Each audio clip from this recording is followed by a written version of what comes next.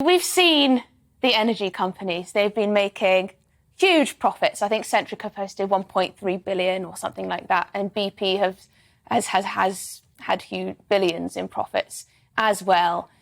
Can you not see that people are looking at this and thinking, come on, can't you shoulder a bit more of the load? Can't you have a little bit more tax? Can't you pay a bit more tax? I can certainly see the optics behind it. BP made a profit this quarter of £8.9 billion, but that is coming off the back of a quarter beforehand when they made a loss of about £20 billion. Admittedly, a large amount of that was because of they've had to write off Russian assets, but nevertheless, in 2020, they also made billions and billions of pounds of losses. And I took a quick look at the share prices of Shell and BP over the last 25 years, and they're unchanged. So in the last 25 years, the share price of these two massive companies haven't gone up, and that's because fundamentally, commodities are incredibly volatile. You make big gains, big profits, and then you make big losses. And to penalise companies when they're making the profits that will allow them to cover those losses would be completely wrong in my point of view. Peymana, isn't that right? Hasn't Elliot got a point there? When oil was only $10 a barrel, we didn't start dishing out handouts to the energy companies for the poor energy companies who are making a loss, running at a loss, making less than the cost of production. Doesn't Elliot have a point there?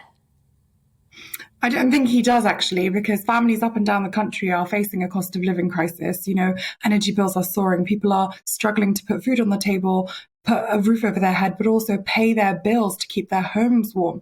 And I think it's really important that energy companies that are making billions in profit should pay more tax so that that can be used to help ease the cost of living crisis. I mean, families up and down the country have, faced more than 16.5 billion in energy bills, and we're facing inflation over 9%. So this is going to push people into poverty, and we need the government to take action against energy companies to actually ease the pressures on families up and down the UK.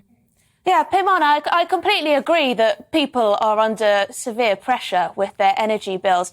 But don't you think the government would be better off increasing welfare for those on low wages? Because if you look at these energy companies, they're already taxed more than the average company, far more than the average company. They've got extra windfall tax that was put in, I think, in May, June time.